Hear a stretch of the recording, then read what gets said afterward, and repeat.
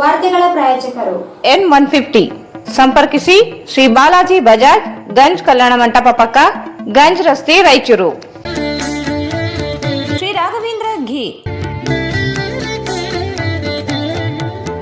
Shri Raghavendra Bharat furnitures ರಾಯಚೂರಿನಲ್ಲಿ ಮೊದಲ ಬಾರಿಗೆ 3 ಮಳಿಗೆ ಒಳಗೊಂಡ ಬೃಹತ್ ಆಕಾರದ furniture showroom. SAK convention hall. Book now flat 50% discount. Save of the season with luxury rooms, faculty, fully centralized AC halls, wide parking areas, facilities. Visit Shekhar Nagar, IB Road, Raichur.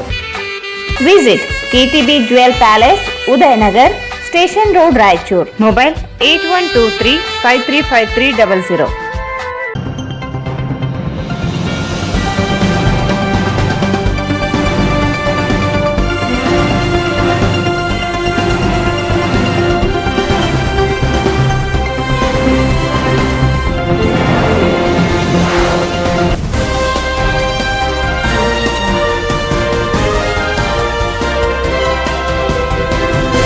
ನಮಸ್ಕಾರ, ವಾರ್ತೆಗಳಿಗೆ ಸ್ವಾಗತ. ಮೊದಲಿಗೆ ಮುಖ್ಯಾಂಶಗಳು. ಯರಗೇರದಲ್ಲಿ ಶ್ರೀ ವಾಸವಿ ದೇವಿ ಮೂರ್ತಿ ಪ್ರತಿಷ್ಠಾಪನೆ. February 22ರಿಂದ 24ರವರೆಗೆ ಮಂತ್ರಾಲಯ ಶ್ರೀಗಳು ಭಾಗಿ. ನಿಜಾಮುದ್ದೀನ್. ಗುರು ಸಾರ್ವಭೌಮ ವಿದ್ಯಾಪೀಠದ ಶತಮಾನೋತ್ಸವ. ಜವಾಹರನಗರ ಶಾಖೆ ಪಂಚವಾರ್ಷಿಕೋತ್ಸವ 22ರಿಂದ 26ರವರೆಗೆ ಆಯೋಜನೆ. ದ್ವಾರಕಾನಾಥಾಚಾರ್ಯ. ವಿಕಲಚೇತನರ ಸಮಸ್ಯೆಗಳಿಗೆ ಸ್ಪಂದಿಸದ ಜಿಲ್ಲಾಡಳಿತ. ಯೋಜನೆಗಳ ಜಾರಿಗೆ ಹಿನ್ನಡೆ. ಸುರೇಶ್ ಭಂಡಾರಿ.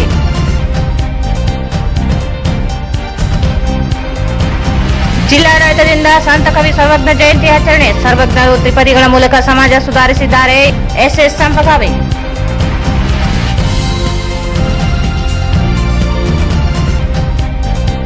ಸರ್ವಜ್ಞ ಜಯಂತಿ ಭಾವಚಿತ್ರದ ಭವ್ಯ ಮೆರವಣಿಗೆ.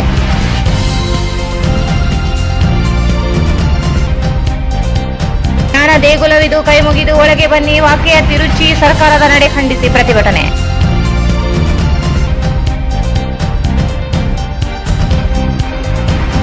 ಮತ್ತು ಆಕಸ್ಮಿಕವಾಗಿ ಬಣವೆಗೆ ಬೆಂಕಿ, ಆಕಳು ಬಲಿ. ವಾರ್ತೆಗಳ ವಿವರ. ಆರ್ಯವೈಶ್ಯ ಸಮಾಜ, ಆರ್ಯವೈಶ್ಯ ಯುವಕ ಮಂಡಳಿ ಹಾಗೂ ಆರ್ಯವೈಶ್ಯ ಮಹಿಳಾ ಮಂಡಳಿ ಯರಗೇರ ಇವರ ಸಹಯೋಗದೊಂದಿಗೆ ನೂತನವಾಗಿ ನಿರ್ಮಿಸಲಾಗಿರುವ ಶ್ರೀ ವಾಸವಿ ದೇವಿ ಪ್ರಾಣ ಪ್ರತಿಷ್ಠಾಪನಾ ಕಾರ್ಯಕ್ರಮ ಫೆಬ್ರವರಿ 22ರಿಂದ 24ರವರೆಗೆ ಯರಗೇರ ಗ್ರಾಮದಲ್ಲಿ ನಡೆಯಲಿದೆ ಎಂದು ಗ್ರಾಮದ ಮುಖಂಡ ನಿಜಾಮುದ್ದೀನ್ ಹೇಳಿದರು. ಆರ್ಯವೈಶ್ಯ ಸಮಾಜ, ಆರ್ಯವೈಶ್ಯ ಯುವಕ ಮಂಡಳಿ ಹಾಗೂ ಆರ್ಯವೈಶ್ಯ ಮಹಿಳಾ ಮಂಡಳಿ ಯರಗೇರ ಇವರ ಸಹಯೋಗದೊಂದಿಗೆ ನೂತನವಾಗಿ ನಿರ್ಮಿಸಲಾಗಿರುವ ಶ್ರೀ ವಾಸವಿ ದೇವಿ ಪ್ರಾಣ ಪ್ರತಿಷ್ಠಾಪನಾ ಕಾರ್ಯಕ್ರಮ ಫೆಬ್ರವರಿ 22ರಿಂದ 24ರವರೆಗೆ ಯರಗೇರ ಗ್ರಾಮದಲ್ಲಿ ನಡೆಯಲಿದೆ ಎಂದು ಗ್ರಾಮದ ಮುಖಂಡ ನಿಜಾಮುದ್ದೀನ್ ಹೇಳಿದರು. ಅವರು ಇಂದು ಮಾಧ್ಯಮಗೋಷ್ಠಿಯನ್ನು ಉದ್ದೇಶಿಸಿ ಮಾತನಾಡಿ, ಫೆಬ್ರವರಿ 22ರಂದು ಮಹಾಗಣಪತಿ ಪೂಜಾ, ಪುಣ್ಯ ಹವಾಚನ, ಅಖಂಡ ದೀಪಾರಾಧನೆ, ಅಗ್ನಿ ಪ್ರತಿಷ್ಠಾಪನೆ ನಡೆಯಲಿದೆ. ನೈವೇದ್ಯ ಮಹಾಪ್ರಸಾದ ವಿತರಣೆ ಕಾರ್ಯಕ್ರಮ ನಡೆಯಲಿದೆ ಎಂದರು. 23ರಂದು ಗಣಪತಿ ನವಗ್ರಹ ಹೋಮ, ಮಧ್ಯಾಹ್ನ ಮೂಲ ಮೂರ್ತಿಗಳ ಮೆರವಣಿಗೆ ನಡೆಯಲಿದೆ. ಸಂಜೆ 108 ಪೂರ್ಣ ಕಳಸಗಳಿಂದ ಮೂಲ ಮೂರ್ತಿಗಳಿಗೆ ಪುಷ್ಪ, ಸುಗಂಧ ದ್ರವ್ಯ, ಪಂಚಾಮೃತ ಅಭಿಷೇಕ, ಅಖಂಡ ಭಜನೆ ಕಾರ್ಯಕ್ರಮ ನಡೆಯಲಿದೆ. 24ರಂದು ಗರುಡ ಗಂಬ ಪ್ರತಿಷ್ಠಾಪನೆ, ಪ್ರಾಣ ಪ್ರತಿಷ್ಠಾಪನೆ, ಪೂರ್ಣಾಹುತಿ, ಮಹಾಮಂಗಳಾರತಿ, ಅನ್ನಸಂತರ್ಪಣೆ ಕಾರ್ಯಕ್ರಮಗಳು ಜರುಗಲಿವೆ. ಮಂತ್ರಾಲಯ ಮಠದ ಪೀಠಾಧಿಪತಿಗಳಾದ ಶ್ರೀ ಸುಭದೀಂದ್ರ ತೀರ್ಥ ಶ್ರೀಪಾದಂಗಳವರು ವಹಿಸಲಿದ್ದಾರೆ. ಸಣ್ಣ ನೀರಾವರಿ ಸಚಿವ NS ಬೋಸರಾಜ್, ಸಂಸದ ರಾಜಾ ಅಮರೇಶ್ವರ್ ನಾಯ್ಕ್, ವಾಲ್ಮೀಕಿ ಅಭಿವೃದ್ಧಿ ನಿಗಮದ ಅಧ್ಯಕ್ಷ ದದ್ದಲ್ ಬಸನಗೌಡ, ಶಾಸಕ ಡಾ ಶಿವರಾಜ್ ಪಾಟೀಲ್, ಮಾಜಿ ಸಂಸದ BV ನಾಯಕ್, ಮಾಜಿ ಶಾಸಕ ತಿಪ್ಪರಾಜ ಹವಲ್ದಾರ್ ಸೇರಿದಂತೆ ಅನೇಕ ಗಣ್ಯರು ಭಾಗವಹಿಸಲಿದ್ದಾರೆ. ದೇವಸ್ಥಾನ ನಿರ್ಮಾಣಕ್ಕೆ ನೆರವು ನೀಡಿದ ದಾನಿಗಳನ್ನು ಸನ್ಮಾನಿಸಿ ಗೌರವಿಸಲಾಗುತ್ತದೆ. ಆರ್ಯವೈಶ್ಯ ಸಮಾಜದವರು, ಗ್ರಾಮಸ್ಥರು ಹೆಚ್ಚಿನ ಸಂಖ್ಯೆಯಲ್ಲಿ ಭಾಗವಹಿಸುವಂತೆ ಮನವಿ ಮಾಡಿದರು. ರಾಯಚೂರು ತಾಲೂಕಿನ ಯರಗೇರ ಗ್ರಾಮದಲ್ಲಿ ನೂತನವಾಗಿ ನಿರ್ಮಿಸಿದಂತಹ ಶ್ರೀ ವಾಸವಿ ದೇವಿಯ ಭವ್ಯ ಮಂದಿರವನ್ನು ದಿನಾಂಕ 22/2/2024ರಿಂದ ದಿನಾಂಕ 24/2/2024ರವರೆಗೆ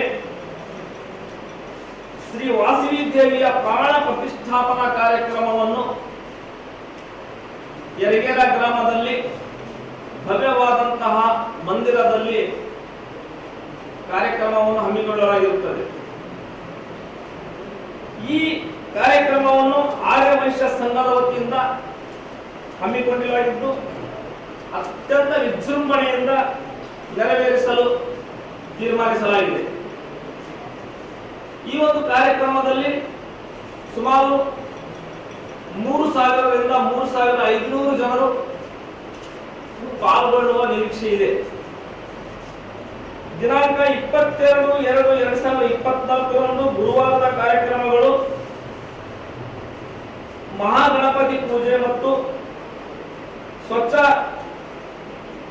ಮಹಾಗಣಪತಿ ಪೂಜೆ ಮತ್ತು ಇನ್ನಿತರ ಹಲವಾರು ಕಾರ್ಯಕ್ರಮಗಳು, ಪೂಜಾ ಕಾರ್ಯಕ್ರಮಗಳನ್ನು ಹಮ್ಮಿಕೊಳ್ಳಲಾಗಿದೆ. ಅದರ ಜೊತೆಯಲ್ಲಿಯೇ ನಿವೇದನ, ನೈವೇದ್ಯ, ಮಂಗಳಾರತಿ, ತೀರ್ಥ ಪ್ರಸಾದ ವಿತರಣೆ ಕಾರ್ಯಕ್ರಮವನ್ನು ಹಮ್ಮಿಕೊಳ್ಳಲಾಗಿದೆ. ದಿನಾಂಕ 23/2/2024 ಶುಕ್ರವಾರದಂದು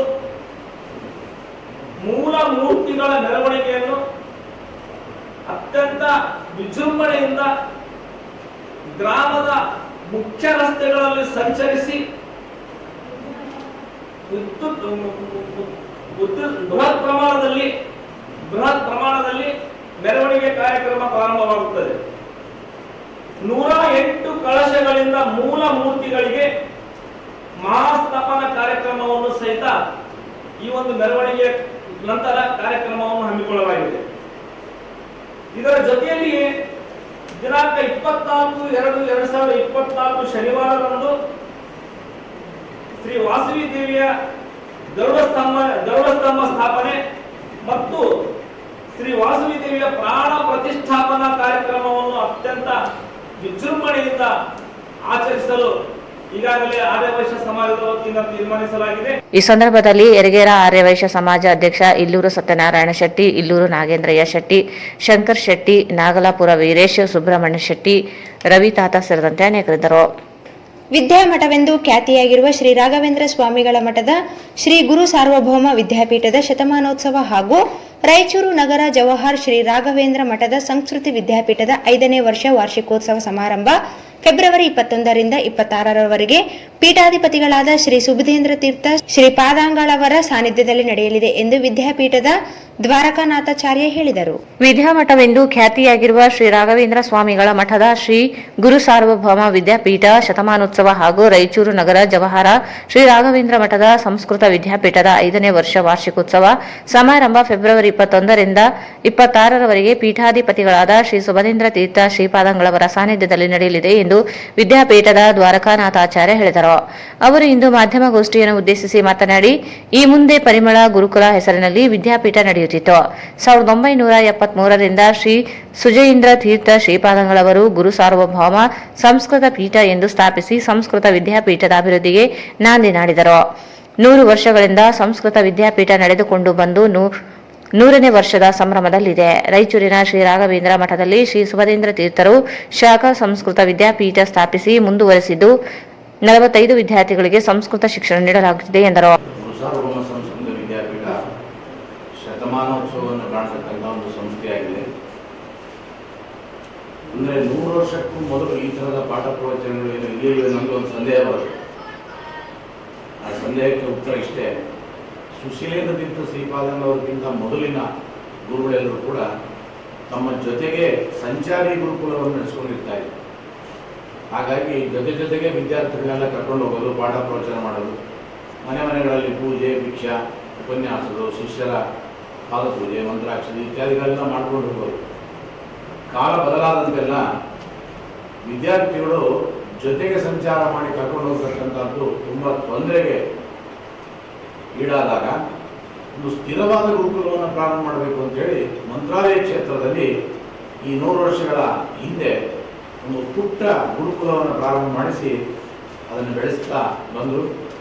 ಸುಶೀಲೇಂದ್ರ ತೀರ್ಥರು, ನಂತರದಲ್ಲಿ ಬಂದ ಸೂರತೀಂದ್ರ ತೀರ್ಥರು, ಸುಯಮೇಂದ್ರ ತೀರ್ಥರು, ಸುಜಯೀಂದ್ರ ತೀರ್ಥರು, ಸುಷಮೇಂದ್ರ ತೀರ್ಥರು, ಸುಯತೀಂದ್ರ ತೀರ್ಥರು, ಈಗ ಪ್ರಸ್ತುತ ಪೀಠಾಧಿಪತಿಗಳಾದ ಸುಬುಧೇಂದ್ರ ತೀರ್ಥ ಶ್ರೀಪಾದಂಗಳು. ಹೀಗೆ ಶತಮಾನೋತ್ಸವ ಶತಮಾನ ಈ ಕಾರ್ಯಕ್ರಮಗಳು ಅನೇಕ ಪೀಠಾಧಿಪತಿಗಳ ನೇತೃತ್ವದಲ್ಲಿ ನಡೆಯುತ್ತದೆ. ಪ್ರಾತಸ್ಮರಣೀಯರಾದ ಸುಜಯೀಂದ್ರ ತೀರ್ಥ ಶ್ರೀಪಾದಂಗಳು 1973-74ರಲ್ಲಿ ಈ ಒಂದು ಗುರುಕುಲಕ್ಕೆ ಒಂದು ವಿಶಿಷ್ಟವಾದ ಸ್ಥಾನಮಾನವನ್ನು ಕೊಟ್ಟು ಇದಕ್ಕೆ ಒಂದು ಪ್ರತ್ಯೇಕವಾದ ಪಾಠ್ಯ ಪ್ರಣಾಳಿಕ, ಒಂದಿಷ್ಟು ಸಿಲೆಬಸ್ಗಳು, ಅದಕ್ಕೆ ಬೇಕಾದ ಉಪಾಧ್ಯಾಯರು, ಅದಕ್ಕೆ ಬೇಕಾದ ಫಂಡ್ ರೈಂಜಿಂಗ್ ಅಂದರೆ ದುಡ್ಡನ್ನು ಹೇಗೆ ಶೇಖರಣೆ ಮಾಡೋದು, ಈ ವ್ಯವಸ್ಥೆಗಳನ್ನೆಲ್ಲವನ್ನು ಕೂಡ ಒಂದು ಏರ್ಪಾಡು ಮಾಡಿ ಒಂದು ಉತ್ತಮವಾದ ವಿದ್ಯಾಪೀಠವನ್ನಾಗಿ, ಅಂದರೆ ಸಣ್ಣ ಗುರುಕುಲ ಇದ್ದದ್ದು ಒಂದು ಕಾಲೇಜ್ ಲೆವೆಲ್ನಲ್ಲಿ ತಗೊಂಡೋಗಿ ವಿದ್ಯಾರ್ಥಿಗಳಿಗೆ ಸಕಲ ವಿಧವಾದ ಸೌಕರ್ಯಗಳನ್ನು ಏರ್ಪಡಿಸ್ತಾ ಒಂದೊತ್ತು ಫಲಹಾರ, ಮಧ್ಯಾಹ್ನ ಭೋಜನ, ರಾತ್ರಿ ಭೋಜನ, ಹಾಲು, ಅವರಿಗೆ ಬೇಕಾದ ಸಾಮಗ್ರಿಗಳು, ಪುಸ್ತಕ, ಬಟ್ಟೆ, ಬರೆ ಎಲ್ಲವನ್ನೂ ಕೂಡ ಉಚಿತವಾಗಿ ಕೊಡ್ತಾ ವಿದ್ಯಾರ್ಥಿಗಳ ಪೋಷಣೆ ಮಾಡೋಕ್ಕೋಸ್ಕರ ಒಂದು ಸಂಸ್ಥೆಯನ್ನಾಗಿ ಬೆಳೆಸಿ ಗುರುಸಾರ್ವಭೌಮ ಸಂಸ್ಕೃತ ವಿದ್ಯಾಪೀಠ ಅಂತ ನಾಮಕರಣ ಮಾಡಿದೆ. ಆ ವಿದ್ಯಾಪೀಠ ನಂತರದಲ್ಲಿ ಬಂದ ಪೀಠಾಧಿಪತಿಗಳು ಕೂಡ ಅವರವರ ಕಾಲಕ್ಕೆ ಸಾಕಷ್ಟು ಅಭಿವೃದ್ಧಿಯನ್ನು ಪಡಿಸಿ ಕೆಲವರು ಕಟ್ಟಡ ಕಟ್ಟಿದರು, ಕೆಲವರು ಬೇರೆ ಬೇರೆ ವಿದ್ವಾಂಸರನ್ನು ತಂದಿಟ್ಟರು, ಹೆಚ್ಚಿನ ಪಾಠಗಳನ್ನು ಹಾಕ್ತಾ ಬಂದರು. ಹೀಗೆ ಬೆಳೀತಾ ಬೆಳೀತಾ ಇವತ್ತು ನೂರಾರು ವಿದ್ಯಾರ್ಥಿಗಳ ಆಶ್ರಯ ಕೇಂದ್ರವಾಗಿ ಗುರುಸಾರ್ವಭೌಮ ಸಂಸ್ಕೃತ ವಿದ್ಯಾಪೀಠ ಬೆಳೀತಾ ಇದೆ.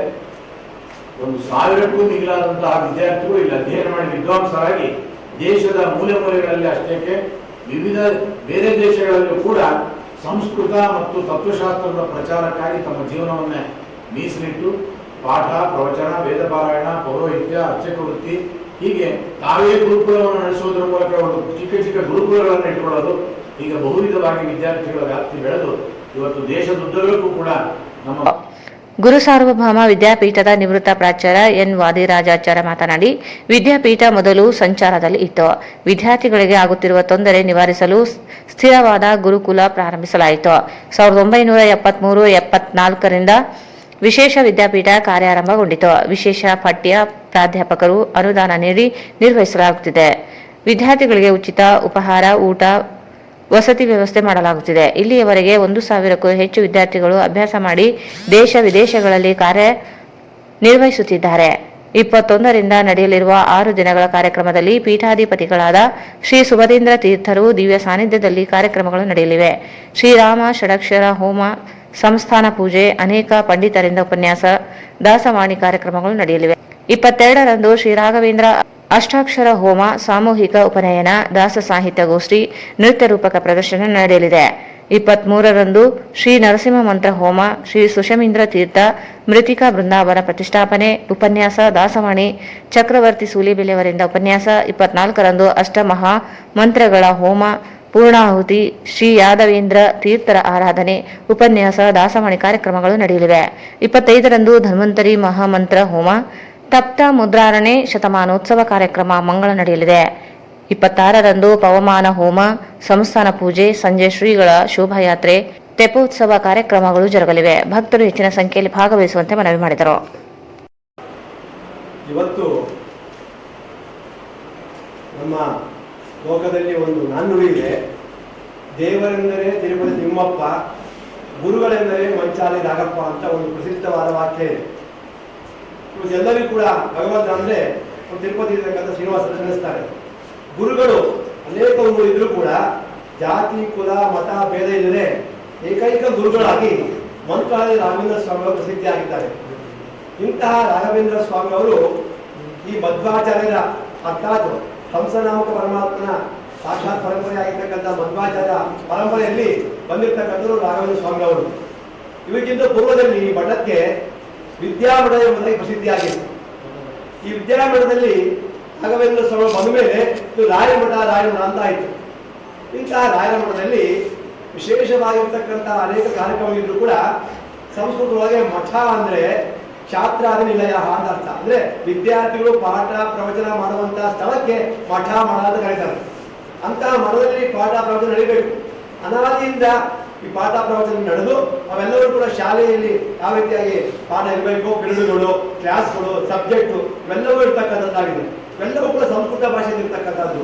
ಋಗ್ವೇದ, ಯಜುರ್ವೇದ, ಸಾಮವೇದ, ಅಥರ್ವವೇದ, ವ್ಯಾಕರಣ, ತರ್ಕ, ಮೀಮಾಂಸ, ವೇದಾಂತ, ಸಾಹಿತ್ಯ, ಅಲಂಕಾರ, ಹೀಗೆ ಜ್ಯೋತಿಷ್ಯ ಅನೇಕ ಶಾಸ್ತ್ರಗಳನ್ನ ಪಾಠ ಪ್ರವಚನ ಮಾಡ್ತಾ ಬಂದಿದ್ದಾರೆ. ನಮ್ಮ ರಾಯಮಠದ ಪರಂಪರೆಯಲ್ಲಿ ಮಹಾನುಭಾವರಾಗಿರ್ತಕ್ಕಂಥ ಸುಶ್ರೇಂದ್ರ ತೀರ್ಥರು ಎಂಬತಕ್ಕಂಥ ಮಹಾಜ್ಞಾನಿಗಳು ಅವರ ಮೂಲ ಬೃಂದಾವನ ಹಾವೇರಿ ಜಿಲ್ಲೆ ಹೊಸರಿತ್ತಿ ಎಂಬತಕ್ಕಂಥ ಸ್ಥಳದಲ್ಲಿ ಇದೆ. ಆ ಜ್ಞಾನಿಗಳು ಮಂತ್ರಾಲಯದಲ್ಲಿ ಇದ್ದಾಗ ವಿದ್ಯಾಪೀಠವನ್ನು ಪ್ರಾರಂಭ ಮಾಡಿದರು. ಏನಂತ ಮಾಡಿದ್ರು? ಪರಿಮಳ ಗುರುಕುಲ ಅಂತ ಮಾಡಿದ್ರು. ಅದು ಬೆಳ್ಕೊಂತ ಬಂದ ಮೇಲೆ ಸುಮಾರು 1973-71 ಇರಬೇಕು. ಆ ಸಮಯದಲ್ಲಿ ಪ್ರಾತಸ್ಮರಣೀಯರಾಗಿರ್ತಕ್ಕಂತಹ ಸುಜೀಂದ್ರ ತೀರ್ಥರು ಈ ವಿದ್ಯಾಪೀಠವನ್ನ ಪರಿಮಳ ಗುರುಕುಲವನ್ನು ತೆಗೆದು ಶ್ರೀ ಗುರು ಸಾರ್ವಭೌಮ ಸಂಸ್ಕೃತ ವಿದ್ಯಾಪೀಠ ಎಂಬತಕ್ಕಂಥ ನಾಮಕರಣವನ್ನ ಮಾಡಿದ್ರು. ಇಂತಹ ವಿದ್ಯಾಪೀಠವು 2024ನೇ ಇಸ್ವಿಗೆ ಸರಿಯಾಗಿ 100 ವರ್ಷಗಳನ್ನು ಕಳೀತಾ ಇದೆ. ಈ 100 ವರ್ಷಗಳನ್ನು ಕಳೆದಿದ್ದ ಶತಮಾನೋತ್ಸವವನ್ನು ಆಚರಣೆ ಮಾಡಬೇಕು ಅಂತ ಹೇಳಿ ಸಂಕಲ್ಪವನ್ನು ಮಾಡಿದಾಗ ಮೊದಲಿಗೆ ಮಂತ್ರಾಲಯ ಪಕ್ಕದಲ್ಲಿರ್ತಕ್ಕಂಥ ಕರ್ನಾಟಕದ ಊರು ಯಾವ್ದಪ್ಪ ಅಂದ್ರೆ ನಮ್ಮ ತುಂಗಭದ್ರಾ ಕೃಷ್ಣ ಮಧ್ಯದಲ್ಲಿರ್ತಕ್ಕಂಥ ರಾಯಚೂರು. ಇದು ರಾಯಚೂರು ಅಂತ ಹೆಸರಿಗೆಲ್ಲರೂ ಪ್ರಸಿದ್ಧಿ ಇರ್ಬೋದು, ಆದ್ರೆ ಇಲ್ಲಿ ರಾಯರ ಚೂರಿದೆ, ಅಂದ್ರೆ ವಿಶೇಷವಾಗಿ ರಾಯರ ಒಂದು ಬೃಂದಾವನ ಕೂಡ ಇರ್ತಕ್ಕಂಥದ್ದಾಗಿದೆ ಜವಾಹರನಗರ ರಾಘವೇಂದ್ರ ಮಠದಲ್ಲಿ. ಇಂತಹ ಸ್ಥಳದಲ್ಲಿ ಕೂಡ ಸ್ವಾಮಿಗಳವರು ವಿದ್ಯಾಪೀಠ ಮಾಡಬೇಕು ಅಂತ ಹೇಳಿ ಮಂತ್ರಾಲಯದಲ್ಲಿ ಮೂಲ ವಿಶಿಷ್ಟರಾಯಕರ ವಿದ್ಯಾಪೀಠ, ಅದರ ಶಾಖೆ ಮಠವಾಗಿ ನಮ್ಮ ರಾಯಚೂರಿನಲ್ಲಿ ಕೂಡ ಮಾಡಿದ್ದಾರೆ. ಈ ರಾಯಚೂರು ವಿದ್ಯಾಪೀಠ ಮಾಡಿ 5 ವರ್ಷಗಳಾಗ್ತಾ ಬಂದಿದೆ. ಸುಮಾರು 45ಕ್ಕೂ ಅಧಿಕವಾಗಿರ್ತಕ್ಕಂತಹ ಈ ವಿದ್ಯಾರ್ಥಿಗಳು ಮತ್ತು 6 ಜನಕ್ಕೂ ಅಧಿಕವಾಗಿರ್ತಕ್ಕಂತಹ ಅಧ್ಯಾಪಕರು ಕೂಡ ಇರ್ತಕ್ಕಂಥವರಾಗಿದ್ದಾರೆ. ಇಲ್ಲಿ ಪಾಠ ಪ್ರವಚನ ನಡೀತಾ ಇದ್ರು ಕೂಡ ಅಂಗವಿಕಲರ ಕಲ್ಯಾಣಕ್ಕಾಗಿ ರೂಪಿಸಿರುವ ಕಾಯ್ದೆ ಕಾನೂನುಗಳನ್ನು ಜಿಲ್ಲಾಡಳಿತ ಉಲ್ಲಂಘಿಸುತ್ತಿದ್ದು ವಿಕಲಚೇತನ ಅನುದಾನ ಪೂರ್ಣ ಪ್ರಮಾಣದ ಬಳಕೆಯಲ್ಲಿ ವಿಫಲವಾಗಿದೆ ಎಂದು ಅಂಗವಿಕಲರ ಆರ್ಪಿಡಿ ಟಾಸ್ಕ್ ಫೋರ್ಸ್ ರಾಜ್ಯ ಪ್ರಧಾನ ಕಾರ್ಯದರ್ಶಿ ಸುರೇಶ್ ಭಂಡಾರಿ ಮುದುಗಲ್ ಆರೋಪಿಸಿದರು. ಅಂಗವಿಕಲರ ಕಲ್ಯಾಣಕ್ಕಾಗಿ ರೂಪಿಸಿರುವ ಕಾಯ್ದೆಗಳು ಕಾನೂನುಗಳನ್ನು ಜಿಲ್ಲಾಡಳಿತ ಉಲ್ಲಂಘಿಸುತ್ತಿದ್ದು ವಿಕಲಚೇತನರ ಅನುದಾನ ಪೂರ್ಣ ಪ್ರಮಾಣದ ಬಳಕೆಯಲ್ಲಿ ವಿಫಲವಾಗಿದೆ ಎಂದು ಅಂಗವಿಕಲರ ಆರ್ಪಿಡಿ ಟಾಸ್ಕ್ ಫೋರ್ಸ್ ರಾಜ್ಯ ಪ್ರಧಾನ ಕಾರ್ಯದರ್ಶಿ ಸುರೇಶ್ ಭಂಡಾರಿ ಮುದ್ಗಲ್ ಆರೋಪಿಸಿದರು. ಅವರು ಇಂದು ಮಾಧ್ಯಮಗೋಷ್ಠಿಯನ್ನು ಉದ್ದೇಶಿಸಿ ಮಾತನಾಡಿ, ವಿಕಲಚೇತನರಿಗಾಗಿ ಪ್ರತ್ಯೇಕ ಇಲಾಖೆ ಪ್ರಾರಂಭಿಸಿದ್ದರೂ ಇಲಾಖೆ ಅಧಿಕಾರಿಗಳು ವಿಕಲಚೇತನ ಸಮಸ್ಯೆಗೆ ಸ್ಪಂದಿಸುತ್ತಿಲ್ಲ. ವಿಕಲಚೇತನರಿಗೆ ಗ್ರಾಮ, ತಾಲೂಕು ಮತ್ತು ಜಿಲ್ಲಾ ಪಂಚಾಯಿತಿ ಹಾಗೂ ಶಾಸಕರು, ಸಂಸದರ ಅನುದಾನ ಮೀಸಲಿದ್ದರೂ ವಿಕಲಚೇತನರಿಗೆ ಬಳಕೆಯಾಗದೆ ಬೇರೆ ಕಾರ್ಯಗಳಿಗೆ ಅನುದಾನ ಬಳಸಲಾಗುತ್ತಿದೆ. ಕಳೆದ 4 ವರ್ಷಗಳಿಂದ ಗ್ರಾಮ ಪಂಚಾಯಿತಿ ಅನುದಾನ ಬಳಕೆಯಾಗದೆ ಹೋಗಿದೆ. ಪ್ರತಿ ಜಿಲ್ಲೆಯಲ್ಲಿ ಜಿಲ್ಲಾಧಿಕಾರಿಗಳ ಅಧ್ಯಕ್ಷತೆಯಲ್ಲಿ ಅನುಷ್ಠಾನ ಸಮಿತಿ ರಚಿಸಲಾಗಿದೆ. ಆದರೆ ಇಲ್ಲಿಯವರೆಗೆ 2 ಸಭೆಗಳು ಮಾತ್ರ ಆಗಿವೆ. ಸಮಿತಿಗೆ ನಾಮನಿರ್ದೇಶನಗೊಂಡ ಸದಸ್ಯರನ್ನು 3 ವರ್ಷಗಳಿಗೊಮ್ಮೆ ಬದಲಾವಣೆ ಮಾಡಬೇಕೆಂಬ ನಿಯಮವಿದ್ದರೂ ಅವಧಿ ಮುಗಿದು 2 ವರ್ಷವಾದರೂ ಬದಲಾವಣೆ ಮಾಡುತ್ತಿಲ್ಲ. ತ್ರಿಚಕ್ರ ವಾಹನ ಫಲಾನುಭವಿಗಳ ಆಯ್ಕೆ ಸಮಿತಿಗೆ ನಾಮನಿರ್ದೇಶನಗೊಂಡಿರುವ ಸದಸ್ಯರು ಕಳೆದ 12 ವರ್ಷಗಳಿಂದ ಬದಲಾವಣೆ ಮಾಡದೆ ನಿಯಮ ಉಲ್ಲಂಘನೆಯಾಗಿದೆ. ವಿಕಲಚೇತನರಿಗೆ ಶಾಲಾ ಕಾಲೇಜು, ಸರ್ಕಾರಿ ಕಚೇರಿಗಳು ರ್ಯಾಂಪ್ ವ್ಯವಸ್ಥೆ ಮಾಡಿಲ್ಲ, ನಿರ್ಮಾಣವಾಗಿದ್ದರೂ ಅವೈಜ್ಞಾನಿಕವಾಗಿವೆ. ಇನ್ನು ಅನರ್ಹರಿಗೆ ವಿಕಲಚೇತನನ ಪ್ರಮಾಣ ಪತ್ರ ನೀಡಲಾಗುತ್ತಿದೆ. ಈ ಕುರಿತು ಜಿಲ್ಲಾ ಆರೋಗ್ಯಾಧಿಕಾರಿ ಲಿಖಿತ ದಾಖಲೆ ಸಹಿತ ದೂರು ನೀಡಿದರೂ ಯಾವುದೇ ಕ್ರಮ ಕೈಗೊಳ್ಳದೆ ಅವರು ಸಹ ಶಾಮೀಲಾಗಿರುವ ಶಂಕೆ ವ್ಯಕ್ತವಾಗುತ್ತಿದೆ. ತಾಲೂಕು ಮಟ್ಟದಲ್ಲಿಯೂ ಕುಂದುಕೊರತೆ ಸಭೆ ನಡೆಯುತ್ತಿಲ್ಲ. ವಿಕಲಚೇತನ ಇಲಾಖೆ ಅಧಿಕಾರಿಗಳು ತಮಗೆ ಬೇಕಾದವರಿಗೆ ಯೋಜನೆ ನೀಡಲಾಗುತ್ತಿದೆ. ಹಣ ಪಡೆದ ಅನರ್ಹರನ್ನು ಆಯ್ಕೆ ಮಾಡಲಾಗುತ್ತಿದೆ. ಅನುದಾನ ಬಳಕೆಯಾಗದೇ ಇರುವುದನ್ನು ಗಂಭೀರವಾಗಿ ಪರಿಗಣಿಸಿ ಜಿಲ್ಲಾಧಿಕಾರಿಗಳು ಸಭೆ ಕರೆದು ಸಮಸ್ಯೆಗಳಿಗೆ ಪರಿಹಾರ ಒದಗಿಸದೆ ಹೋದರೆ ಹೋರಾಟ ನಡೆಸುವುದಾಗಿ ಎಚ್ಚರಿಸಿದರು. ಸುಮಾರು 7 ವರ್ಷಗಳಿಂದ ಇಡೀ ರಾಜ್ಯದಲ್ಲಿ ಸುಮಾರು 7 ಜಿಲ್ಲೆಗಳಲ್ಲಿ ವಿಕಲಚೇತನರಿಗೆ ಕೆಲಸ ಮಾಡ್ತಾ ಇದ್ದಾರೆ. ಸೊ ವಿಕಲಚೇತನರಿಗೆ ಈ ಸಮಾಜದಲ್ಲಿ ನ್ಯಾಯಯುತವಾದ ಹಕ್ಕನ್ನು ಕೊಡಲಿಕ್ಕೆ ಮತ್ತು ಅವರಿಗೆ ಮೂಲಭೂತ ಸೌಕರ್ಯ ಕೊಡಲಿಕ್ಕೆ ನಮ್ಮ ಸಂಘಟನೆ ಸುಮಾರು ವರ್ಷಗಳಿಂದ ಕಾರ್ಯನಿರತವಾಗಿ ಕೆಲಸ ಮಾಡ್ತಾ ಇದೆ. ಸೊ ಈ ಒಂದು ನಿಟ್ಟಿನಲ್ಲಿ ನಾವು ನಮ್ಮ ಸಮಿತಿಯ ಮೂಲಕ ಹಲವಾರು ಸಂದರ್ಭದಲ್ಲಿ ಸಭೆಯನ್ನು ಮಾಡೋ ಸಂದರ್ಭದಲ್ಲಿ ವಿಕಲ ಸಮಸ್ಯೆಗಳಿಗೆ ಕಂಡು ಬಂದದ್ದು ಬಹಳ ಮುಖ್ಯ. ಸೊ ಆ ಸಮಸ್ಯೆಗಳಲ್ಲಿ ಹಲವಾರು ಸಮಸ್ಯೆಗಳಿಗೆ ಇದುವರೆಗೂ ಇದರಲ್ಲಿ ಪರಿಹಾರ ಸಿಕ್ಕಿಲ್ಲ.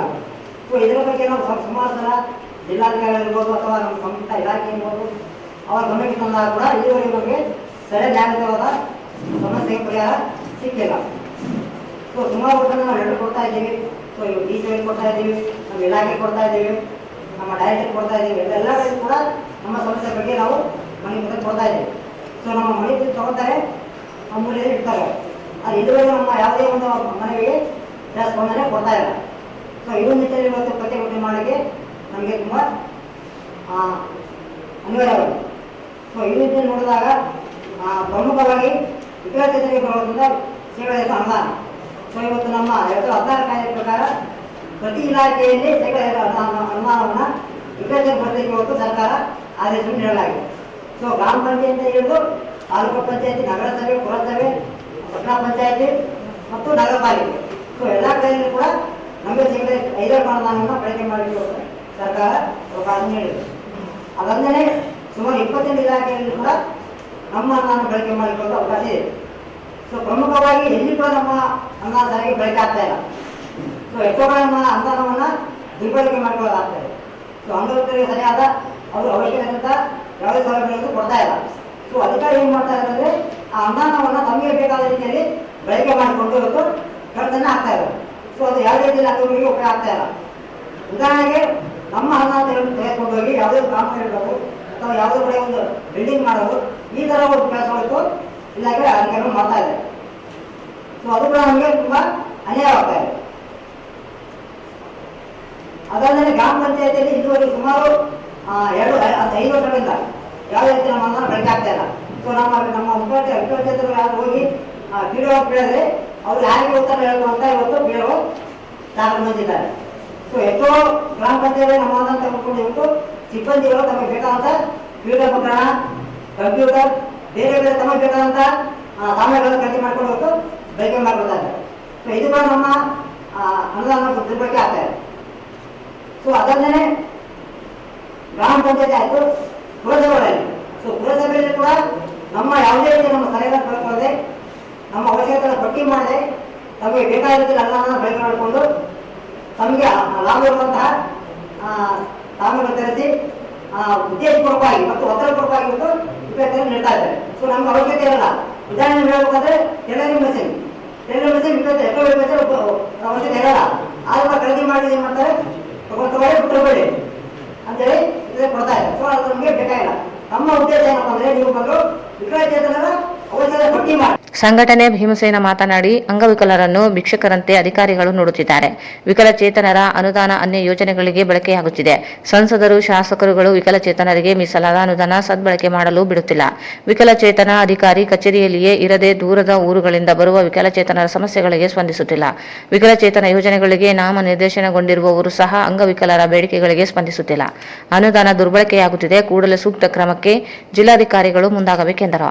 ಈ ಸಂದರ್ಭದಲ್ಲಿ ಜಿಲ್ಲಾಧ್ಯಕ್ಷ MD ಜಾಫರ್, ಮೊಹಮ್ಮದ್ ಅನ್ವರ್, ರಾಯಪ್ಪ, ನಾಗರಾಜ್, ಹನುಮಯ್ಯ, ಆದಿಮ್ ಅಹಮದ್ ಉಪಸ್ಥಿತರಿದ್ದರು. ಈಗ ಜಾಹೀರಾತು. KTB Jewel Palace. Shop with confidence, compare making charges and get the best value for your money. Visit KTB Jewel Palace, Udayanagar, Station Road, Raichur.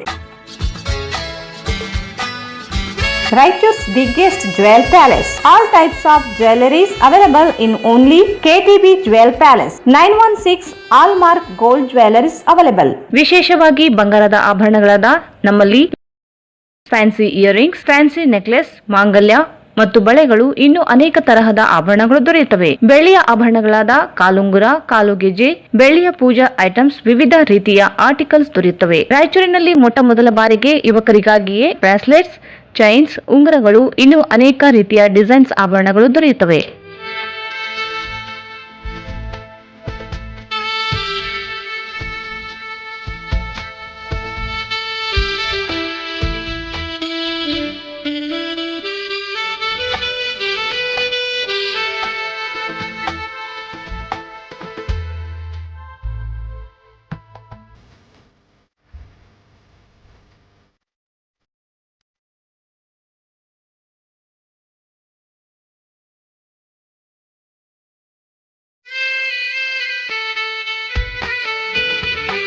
Visit KTB Jewel Palace, Udayanagar, Station Road, Raichur. Mobile 8123-535300.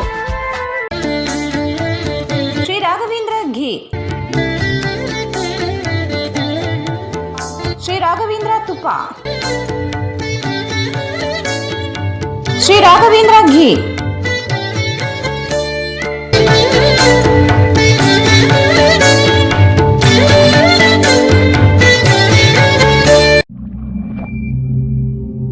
ಮಹಾ exchange ಮತ್ತು loan ಮೇಳ ಕೆಲವೇ ದಿನಗಳು ಮಾತ್ರ. ಸಮಸ್ತ ನಾಗರಿಕರಿಗೆ ದೀಪಾವಳಿ ಹಬ್ಬದ ಶುಭಾಶಯಗಳು. ರಾಯಚೂರು ಜಿಲ್ಲೆಯ ಜನತೆಗೆ ಸಿಹಿ ಸುದ್ದಿ. ಶ್ರೀ ಬಾಲಾಜಿ ಬಜಾಜ್ ಕಂಪನಿಯ ಅಧಿಕೃತ ಮಾರಾಟಗಾರರು. ಆರಂಭಿಕ ಕೊಡುಗೆ ಪ್ರತಿ ಬುಕಿಂಗ್ನೊಂದಿಗೆ ಖಚಿತ ಬಹುಮಾನ. ನಮ್ಮಲ್ಲಿ ಎಲ್ಲ ತರಹದ ಬಜಾಜ್ ಕಂಪನಿಯ ಬೈಕ್ಗಳು ದೊರೆಯುತ್ತವೆ. Avenger 200 DTSI, Platina 125 DTSI, Pulsar 200 DTSI, Pulsar 220S, XCD 125, Discover 150 DTSI and all types of Discover bikes available.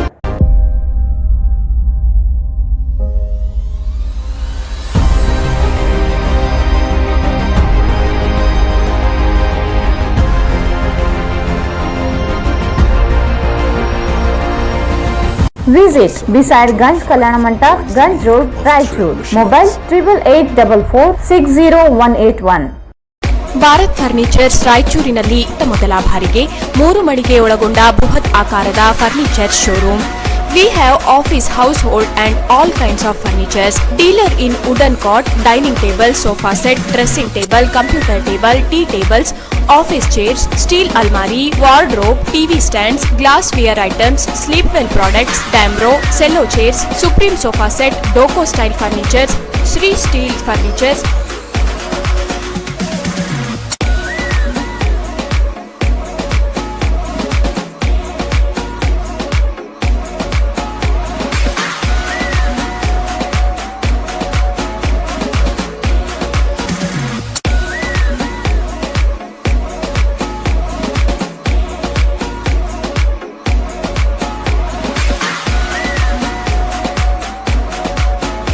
For more details, please contact Bharat Furniture CPS Complex opposite Shiva Mandir, Patel Road, Raichur. Mobile number 9880240959, 9880240956, 8892589596.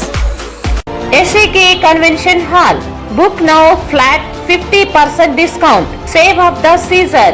With luxury rooms, faculty, fully centralized AC halls, wide parking areas facilities. Visit Shekhar Nagar, IB Road, Raichur. Visit SAK Convention Hall, Shekhar Nagar, IB Road, Raichur. ನಿಮ್ಮ ಯಾವುದೇ ಶುಭ ಕಾರ್ಯಕ್ರಮಗಳು ನಿಮ್ಮ ನೆನಪಿನಲ್ಲಿ ಉಳಿಯಬೇಕೇ? ಪ್ರಪ್ರಥಮ ಬಾರಿಗೆ ರಾಯಚೂರು ನಗರದಲ್ಲಿ ಅತ್ಯಂತ ವೈಭವವಾಗಿ ಆಚರಿಸಲು ವಿಶಾಲವಾದ ಕನ್ವೆನ್ಷನ್ ಹಾಲ್, ಅದು SAK convention hall. We decorate, you celebrate. ಸಂಪೂರ್ಣ ಏರ್ ಕಂಡೀಷನರ್ ಹಾಲ್ ಇದಾಗಿದ್ದು 600ರಿಂದ 800 ಆಸನಗಳನ್ನು ಹೊಂದಿದ್ದು ಪ್ರತ್ಯೇಕವಾದ ಡೈನಿಂಗ್ ಹಾಲ್ ಹೊಂದಿದೆ. ನಮ್ಮಲ್ಲಿ naming ceremony, engagement, marriage, reception, college seminars, corporate events, product launching, brand promotion, get together parties, ಇನ್ನು ಹಲವು ರೀತಿಯ ಫಂಕ್ಷನ್ಸ್ ಇಲ್ಲಿ ಮಾಡಬಹುದು. ವಿಶಾಲವಾದ ಪಾರ್ಕಿಂಗ್ ವ್ಯವಸ್ಥೆ ಹೊಂದಿದ್ದು ರೈಲ್ವೆ ಸ್ಟೇಷನ್ ಮತ್ತು ಬಸ್ ಸ್ಟ್ಯಾಂಡ್ಗೆ ಹತ್ತಿರವಿದೆ.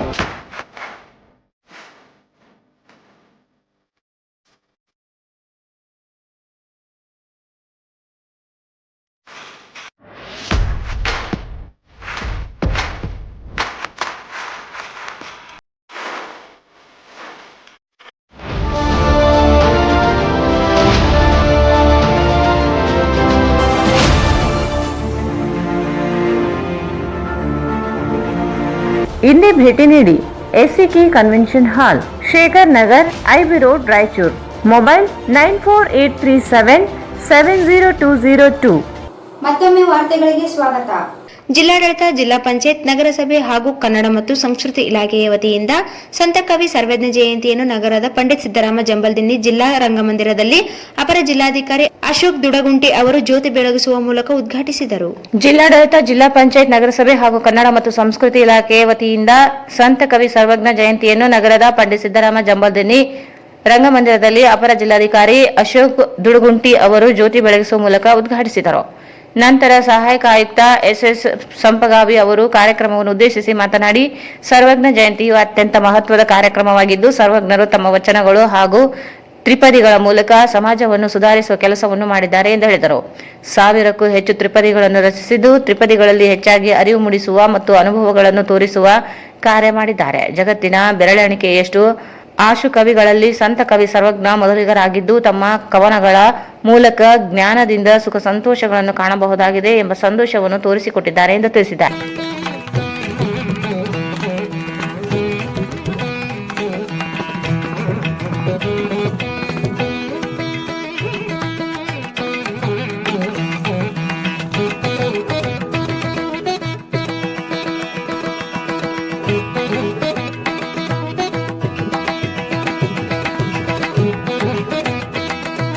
ಮಾನವ ದಿವ್ಯ ದೇಶದಿಂದ ಹುಟ್ಟುವಂತಹ ವ್ಯಕ್ತಿ ಹೊಸ ವರ್ಷ ತನಗೆ ಮಕ್ಕಳೆಲ್ಲ ತುಂಬ ಕೊರತೆಯಿಂದ ಅವರು ಕಾಶಿ ಯಾತ್ರೆ ಹೋಗ್ತಾರೆ.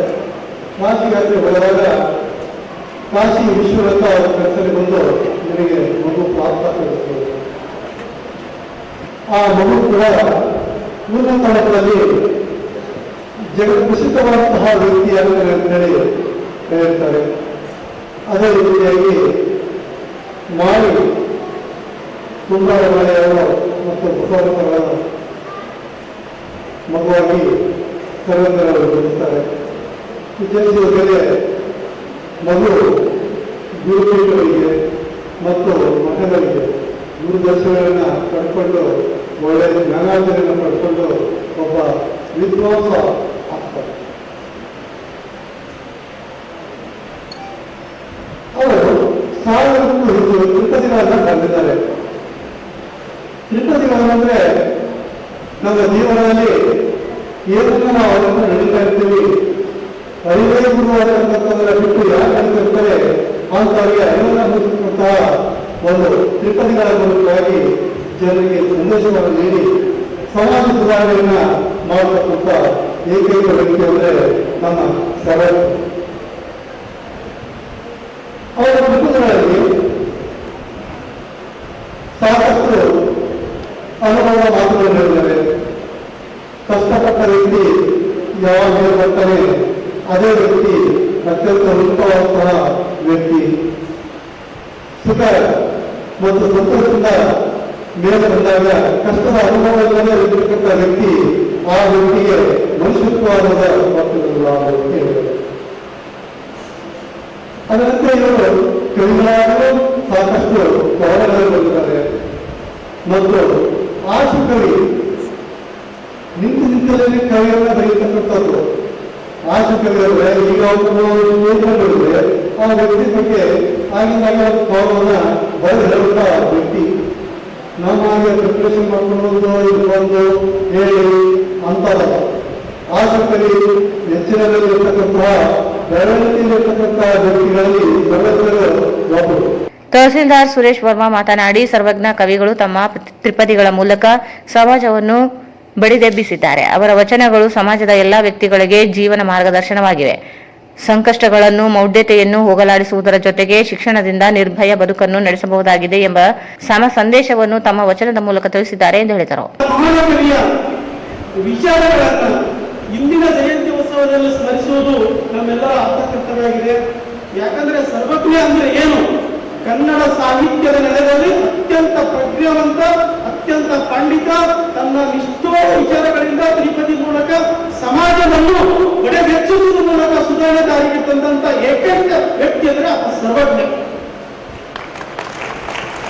ಇವತ್ತು ಸರ್ವಜ್ಞನ ಜೀವನ ಚರಿತ್ರೆ, ಸರ್ವಜ್ಞನ ಹುಟ್ಟು ಒಂದೇ ಆಗಿರ್ಬೋದು, ಆದರೆ ಸರ್ವಜ್ಞನ ತ್ರಿಪದಿಯ ವಚನಗಳು ಸಮಾಜದ ಎಲ್ಲಾ ವ್ಯಕ್ತಿಗಳ, ಸಮಾಜದ ಎಲ್ಲ ಗುಡಿಸಲಿಂದ ಅರವಳಿಕೆಯ ವ್ಯಕ್ತಿಗಳಿಗೆ ಜೀವನ ಮಾರ್ಗದರ್ಶನ ಆಗಿದೆ ಅಂತ ವಚನಗಳು. ಇವತ್ತು ಸರ್ವಜ್ಞನ ಬಗ್ಗೆ ತುಂಬಾ ಹೆಮ್ಮೆಯ ವಿಚಾರ ಇದು. ಇವತ್ತು ಸರ್ವಜ್ಞನ ಪಾಂಡಿತ್ಯ ಕುರಿತು ಇಷ್ಟು ಹೇಳ್ತಾರೆ, ಆರು ಮುಟ್ಟದ ತಪ್ಪಲಿಲ್ಲ, ಸರಿ ಕವಿ ಸರ್ವಜ್ಞ ಹೇಳದ ವಚನಗಳಿಲ್ಲ. ಅಂದರೆ ಕವಿ ಸರ್ವಜ್ಞ ಮುಟ್ಟಿದ ಕ್ಷೇತ್ರಗಳಿಲ್ಲ. ಎಲ್ಲಾ ಕ್ಷೇತ್ರಗಳನ್ನು ಸರ್ವಜ್ಞ ಮುಟ್ಟಿ ಎಲ್ಲಾ ಕ್ಷೇತ್ರಗಳನ್ನ ಪರಂಪರವಾಗಿ ಎಲ್ಲಾ ವಿಚಾರಗಳನ್ನು ತನ್ನದೇ ಆದ ತ್ರಿಪದಿಗಳ ಮೂಲಕ ಅದ್ಭುತ ವಿಚಾರವನ್ನು ಮಂಡಿಸಿದ ಕವಿ ಅಂತ ಸರ್ವಜ್ಞ ಅಂತ ದೊಡ್ಡವಿ. ಅದಕ್ಕೆ ನಾನು ಇಷ್ಟೆಲ್ಲ ದೊಡ್ಡ ಮೇಧಾವಿ ಆಗಿದ್ದೀನಿ, ಎಲ್ಲ ವಿಚಾರಗಳನ್ನ ತ್ರಿಪದಿ ಮೂಲಕ ಜನರ ಮುಂದೆ ಮಾಡಿಸಿದಂದ್ರೆ ನಾನೇ ಮುಟ್ಟಿದ್ದೀನಿ ಅನ್ನೋದು ಒಂದು ವಚನ ಹೇಳ್ತಾ ಇರ್ತೀನಿ. ಯಾರಂತ ಸರ್ವಜ್ಞರು ಅಂತ ನಾವೇನು ದೊಡ್ಡವಲ್ಲ, ನಾನು ಹೆಂಗ್ ವಿದ್ವಾಂಸ ಆಗಿದ್ದೀನಿ ಅನ್ನೋ ಒಂದು ವಚನ ಹೇಳ್ತಾರ. ಸರ್ವಜ್ಞನೆಂಬುವನು ಗರ್ವದಿಂದಾದವನೇ, ಸರ್ವಜ್ಞನೆಂಬುವುದು ಗರ್ವದಿಂದಾದವನೇ, ಸರ್ವ ವಿದ್ಯುತ್ ತರಗತಿಯಾದಂತೆ ಸರ್ವಜ್ಞ. ಸರ್ವ ಉಳಿಗಳಿದ್ದು ತಾಯಿಯಿಂದ, ಮಗಳಿಂದ, ಎಲ್ಲರಿಂದ, ದೀನದಲ್ಲಿಂದ ಎಲ್ಲರಿಂದ ಹೋಗಿದ್ದು ಇವತ್ತು ಅಪ್ಪಟ ವಿದ್ಯುತ್ ಪರ್ವತ ಆಗಿ ನಿಮ್ಮನ್ನು ಹೇಳ್ತೀನಿ. ಅದು ಏನಾದರೂ ಪಡ್ತಿದ್ದೀನಿ ಅಂದ್ರೆ ಅದು ನಿಮ್ಮಿಂದ ಪಡ್ತಿದ್ದೀನಿ, ಸಮಾಜದ ವಿಚಾರಗಳನ್ನು ಪಡ್ತಿದ್ದೀನಿ, ನನ್ನ ಗುರುಗಳಿಂದ ಪಡ್ತಿದ್ದೀನಿ ಅನ್ನುವಂಥ ವಿಚಾರವನ್ನು ಅಂತ ಅಖಂಡ ಕವಿ ಸರ್ವಜ್ಞ ಹೇಳ್ತಾರೆ.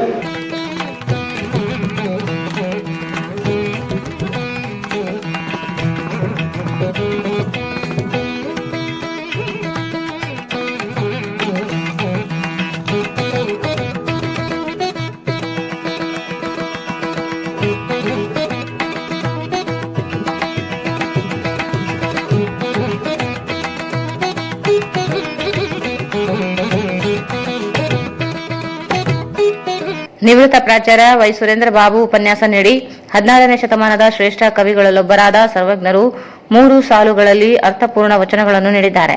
ತಮ್ಮ ತ್ರಿಪದಿ ಸಾಲುಗಳಲ್ಲಿ ಸಮಾಜದ ಅಂಕುಡೊಂಕುಗಳನ್ನು ತಿದ್ದುವ ಕೆಲಸ ಮಾಡಿದ್ದಾರೆ ಎಂದು ತಿಳಿಸಿದರು. ಕಾರ್ಯಕ್ರಮಕ್ಕೂ ಮೊದಲು ನಗರದ ಡಾಕ್ಟರ್ ಬಿಆರ್ ಅಂಬೇಡ್ಕರ್ ವೃತ್ತದಿಂದ ಪಂಡಿತ್ ಸಿದ್ದರಾಮ ಜಮಲ್ದಿನಿ ಜಿಲ್ಲಾ ರಂಗಮಂದಿರದವರೆಗೆ ಸಂತ ಕವಿ ಸರ್ವಜ್ಞರ ಭಾವಚಿತ್ರವನ್ನು ಮೆರವಣಿಗೆ ಮಾಡಲಾಯಿತು.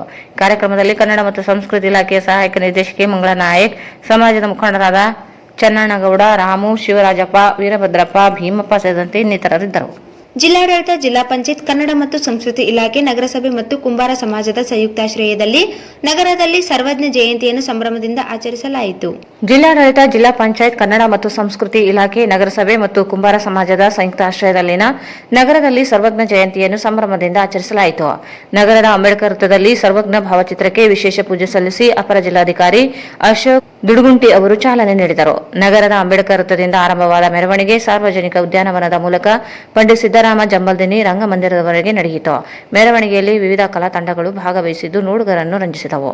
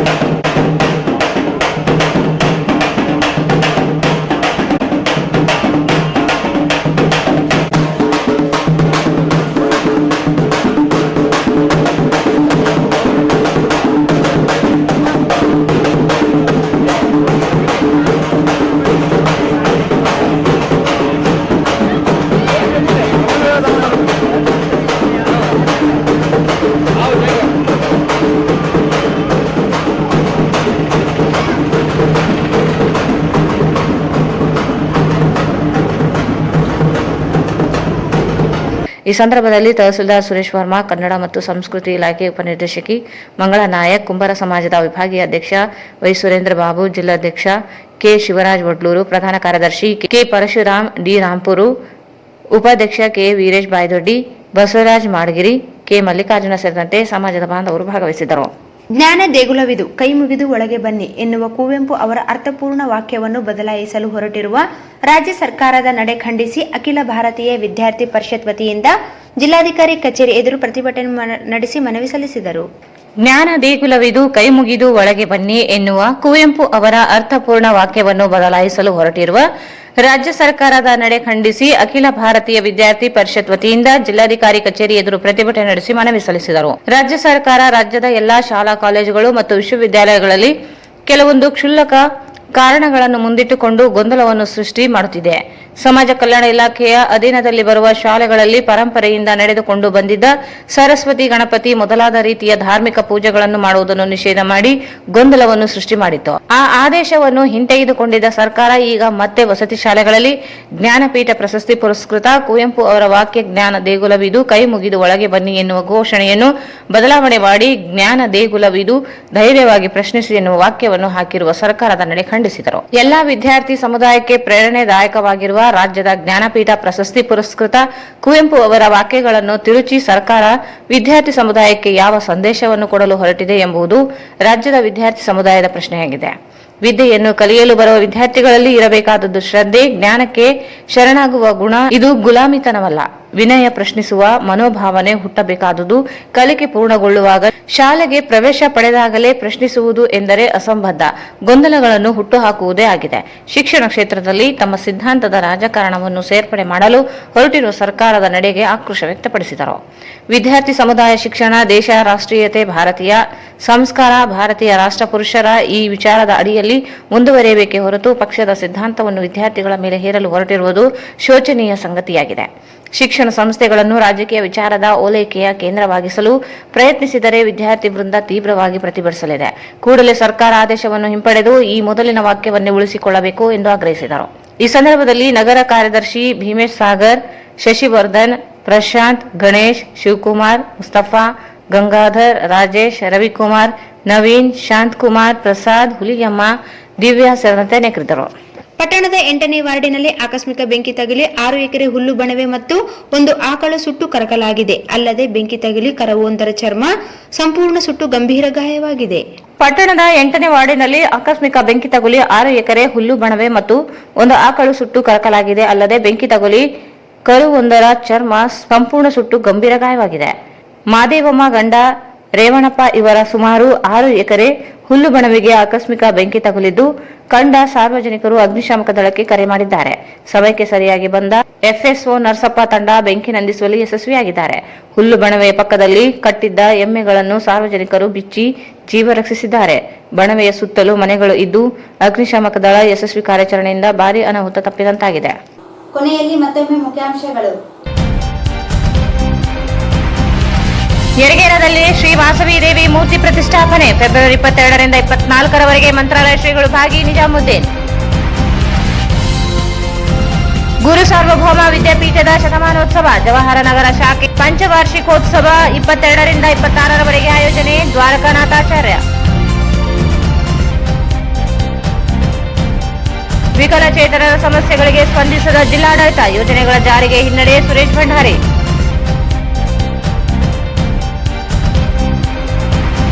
ಜಿಲ್ಲಾಡಳಿತದಿಂದ ಸಂತ ಕವಿ ಸರ್ವಜ್ಞ ಜಯಂತಿ ಆಚರಣೆ. ಸರ್ವಜ್ಞರು ತ್ರಿಪದಿಗಳ ಮೂಲಕ ಸಮಾಜ ಸುಧಾರಿಸಿದ್ದಾರೆ. ಎಸ್ಎಸ್ ಸಂಪಗಾವಿ.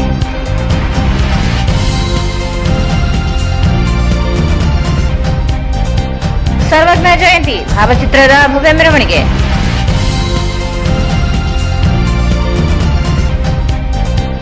ಜ್ಞಾನ ದೇಗುಲವಿದು ಕೈ ಮುಗಿದು ಒಳಗೆ ಬನ್ನಿ ವಾಕ್ಯ ತಿರುಚಿ ಸರ್ಕಾರದ ನಡೆ ಖಂಡಿಸಿ ಪ್ರತಿಭಟನೆ.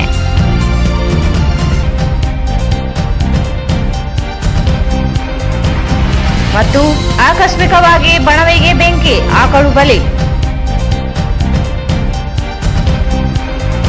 ಇಲ್ಲಿಗೆ ವಾರ್ತಾ ಪ್ರಸಾರ ಮುಕ್ತಾಯವಾಯಿತು. ಮುಂದಿನ ವಾರ್ತೆಗಳೊಂದಿಗೆ ಮತ್ತೆ ಭೇಟಿಯಾಗೋಣ. ವಂದನೆಗಳು.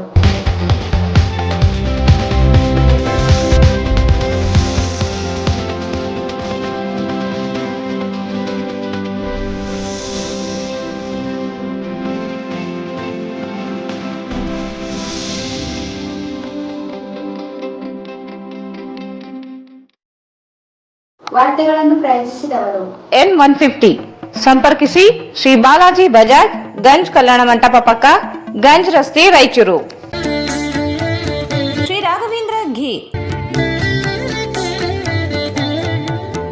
ಶ್ರೀ ರಾಘವೇಂದ್ರ ಭಾರತ್ ಫರ್ನಿಚರ್ಸ್ ರಾಯಚೂರಿನಲ್ಲಿ ಮೊದಲ ಬಾರಿಗೆ 3 ಮಳಿಗೆ ಒಳಗೊಂಡ ಬೃಹತ್ ಆಕಾರದ furniture showroom. SAK convention hall. Book now flat 50% discount. Save of the season with luxury rooms, faculty, fully centralized AC halls, wide parking areas, facilities. Visit Shekhar Nagar, IB Road, Raichur. Visit KTB Jewel Palace, Udayanagar, Station Road, Raichur. Mobile 8123 535300.